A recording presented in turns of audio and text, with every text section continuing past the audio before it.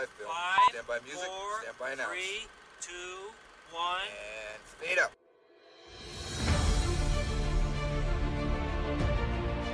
It's the Bellagio, the Mirage, and the MGM Grand. You're a wizard, Harry. Mike Wazowski. Open your eyes. Now tell me, where are the others? Eat me! King Kong ain't got on me! What about second breakfast? Why not? Why can't I? How can we be expected to teach children to learn how to read if they can't even fit inside the building? Well, welcome everyone again to our third mini-pod, our foray into alternate options for podcasts. We do not necessarily pick movies that are going to be full episodes, but we're going to pick the quick other hits. Films, some maybe lesser, not lesser known, but sort of maybe we wouldn't be able to talk about it for too long on it necessarily. Or talk too much about how bad they are. About how bad it is, like with the Grinch. So this mini-pod, our mini-pod number 3, we're going to talk about 2001's The Fast and the Furious. Not to be confused with Fast and Furious. Correct. The Fast and the Furious of 2001, directed by Rob Cohen. Written famously by a 6th grade stunt coordinator. I guess technically it's written by Gary Scott Thompson, Eric Bergquist, and David Ayer of all people. David Ayer actually... What? Yeah, I think he had a hand in like polishing this. I guess. I hope he had that effort. I guess. I mean, I hope he got paid a lot of money for this. Starring Paul Walker, Vin Diesel, Jordana Brewster, and Michelle Rodriguez. We have The Fast and the Furious. I guess we'll do a quick synopsis, which is basically an LA police officer goes undercover to discover who has been hijacking shipments of, wait for it, DVD players. Panasonic. Oh my god. Date your movie much. And well, to be fair, there were TV VCR combos I guess, in some way. My god. The hijacking of DVD players. And he becomes enamored with the world of street racing. His loyalties are tested as he gets deeper and must choose to turn in his friends or let them go. It's about the nicest way. That's about as much plot as actually was in the movie, to be honest with you. Yeah. So there we go. Yes. So the way our mini-pods are going to work is we're just going to kind of go back and forth a little bit and treat this like our high-fidelity segment of Top 5. Top 5. So 5 different things. And our first, number 1, is going to be Drinking Buddies. Come on, not my fucking beer. And we do these separately. Tim and I watch these separately, but so each of us drink 2 beers. So my 2 beers were, again from LTD, who's becoming a common theme. They call it the Trippin' Through Time. It's their triple IPA, their triple hazy IPA. Oh, the hazy. Yeah. Like Trippin' Through Time, right. And so it was it's a triple hopped. I guess I don't know if it's triple IPA. It's like a 10.5%, which could be. I mean, that's formidable. But it was really good, and I was very impressed by it. So it wasn't like the best triple IPA I've ever had, obviously, but it was really good. So it was a good hazy. And my second one was a collab between Falling Knife Brewing Company and Dangerous Man called Mutagen Man, which also I think is a hazy IPA. I'm going to admit fully that I had had a few at this point, so I'm not entirely sure. It's necessary to get through this movie. Yeah, I gave it a 4 out of 5. Again, it's solid beer. I feel like Dangerous Man brought it down. Oh, yeah. No, right? I agree. I think again, Falling Knife just made the beer. It would have been a little bit better. But it was good. It was a good hazy IPA. So I had those 2. Ooh, I like that. How about you? I had Stone's Sublimely Self-Righteous Black IPA. Wow. Which felt like, that was all the rage back in the day. And then they released it again. So it felt like, hey, that's what these movies are all about. Is like the huge... For some reason, it's still around. So I'll try that. Black IPA. Okay. Yeah. It was... and I love black IPAs, but anyway, it was 4.5 for me. Wow, It's nice. quite tasty. And then the flip side to that was enjoying the 3rd Street Brew House, Minnesota Gold Lager, which is kind of like a shame beer of like, it's so good. It's so cheap and wonderful. I don't want to drink Mick Gold or other crap, but this is a nice, like, highbrow crap beer. Sure. That's what I felt had to happen watching this movie. I'm just like, I can't give good stuff to this. Hey, speaking of black IPAs, 3rd Street used to have like one of my favorite black IPAs. Really? Yeah. Do you remember that? Yes, actually. Well, that was good. I honestly can't remember the name of it right now, and currently I don't want to edit it out, so we're just going to say look it up. Look it up. But they did have a really good black IPA back in the day. Back when craft beer was actually new, and we thought 3rd Street was craft brew, and instead of actually a macro brew. Yes. No, it was good. And then currently we are drinking the limited release Red Chair Northwest Pale Ale from Deschutes. So a good. terrific beer. I love it. I had Tasty. forgotten this beer. It's been a while. All right, so our second part of this is going to be our social network, where we look back at some reviews of the movie. If you guys were the inventors of Facebook, you'd have invented Facebook. Glowingly positive. Glowing reviews. So there were more I was shocked. positive reviews I was of this. shocked. Then I was like, what? Yes. Some 9 out of 10 kind of stuff? Yes. Like, oh my gosh. Overall, not necessarily loved, but there were more... It was like 50-50. Right, there were more positive reviews on this, including by Ebert. I was like, what? What? Are you kidding me? hell is Anyway, happening? so you can go first on this one. What do you got? I loved Peter Travers of Rolling Stone. Said director Rob Cohen consider this one another career-killing skid mark, which is funny because like another career, like he's just like lambasting this guy, be like, here it is again, another piece of crap. Although he directed 6 movies after this, but yeah, I love that one. So mine was from USA Today, and it just said that this was a high-grade B flick about illegal street racing among gangs in Los Angeles. Applies the brakes only for the bare minimum of plot injection. I was like, yep. It just feels exactly like that. Oh, yes. So, Tim, what was your first... You have a takeaway? Well, I have a takeaway, but I think it sets the stage a bit for the fact of, so when lockdown happened a little less than a year ago for everybody, my wife and I decided, these movies are big. They're a huge franchise, and I'd never seen them actually prior to 2020. I had not seen any of them. This movie fully all the way through. And bits and pieces and stuff. Yeah. We decided to watch. So let's see what these are. Like, right, cool. They must be popular. So we watched only the first one, and then clearly watched other stuff. So I have watched this movie never until a year ago. Right. And watching it last night, I can honestly say I remembered about 25% of it. Yeah.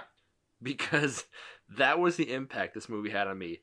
Truly less than a year ago, watching it, being like, blah. So that set the stage for watching again to be like, oh, this is a big deal. And it was, yes, okay, sure. Oh yeah, that's true. Yeah. It was such a useless movie to me that even a year after watching it, I truly had no great memory of it. And so that was like maybe like a setting the stage of this movie for me, of watching it for this. Yes. I'll do you one better. I watched it last night. Yes. For about the first time, I think ever, fully, all the way through. Yep. Front to back. And I woke up this morning, and I could not remember how the movie ended. I know. I was like, so I had to watch the last 15 minutes again. And I was not, I promise, like that drunk where I would like forget the movie. I was up for another couple hours watching TV and good stuff. Right. I could not for the life of me remember it. No. It's just forgettable. Yes. My first take off of this was, it feels like somebody with severe ADHD decided to take a Michael Bay film and write a movie based on that. Like take Gone in 60 Seconds and somehow shorten it and make it with less story. Yes. And make no sense along the way. Yes. And full disclosure, my son has ADHD. I'm not making fun of anyone on this. I'm just saying you end up with this story that's just unhinged and with no... my notes at one point, 5 minutes in, what the hell, ? At this point, a heist has taken place. Paul Walker races himself Yes. at the beginning, tuna with no crust, and random shots fired. You're just like, this is 5 minutes in, and nothing, a lot has happened, and yet no story has advanced. And then 30 minutes in, it was the same thing. Somehow, there's been a hijacking, street race, love scene, car explosion, and I have no freaking clue what is happening. Like, so much happens, and yet nothing happens of substance. Like, Yes. it was just this weird series of events. So my first take was just that, of this weird ADHD story that just threw everything at the wall and was like, I don't know, it looks cool, so let's just throw that on there. So that came to me of thinking about, from a plot standpoint, watching it, and I did some searching today, and I found this great thing online of this or like a questionnaire of, are you watching Fast and the Furious or Point Break? Is the hero a puckish young FBI or police agent? Yes. Does he deduce that extreme sportsmen are responsible for a rash of crimes? Yes. Does he track them by going undercover to take part in the sport? Yes.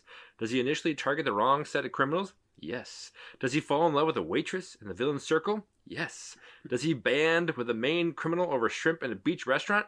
Yes. Does the gang blow his cover and then coerce him into helping with one last job? Oh, yes. Does it go badly wrong with half the gang getting badly wounded? Yes. After this bloodbath, does the hero let the villain go free at the end like some massive idiot? Yes. Is Vin Diesel in it? Yes. It's Fast and the Furious. Nope. It's Point Break. Yeah. And I was like, yes. But it was so dumb. Like, absurdly dumb. Watching that with my wife, and we were laughing at, like, the hairstyles, the clothing, the music, like, just that, like, the worst distillation of early 2000s, of the MTV-ification of the world, and this, like, oh, you got Nas? Like, this nitrous oxide. It's so dumb. Yes. I don't understand. Like, oftentimes we'll see in a movie where a bomb is counting down, right? Like 30 seconds, and that 30 seconds takes like 2 minutes, you know? And this is the same way. Somehow, the first race that supposedly takes place over a quarter mile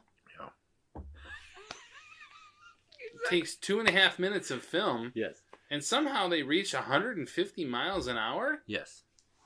What? Do you understand? He owes him, the entire crux of this movie was he owes him a 10-second car. Yeah. Because that's how long it takes to drive a quarter mile in these cars. 10-second car, in their theory. And yet all of these scenes take minutes.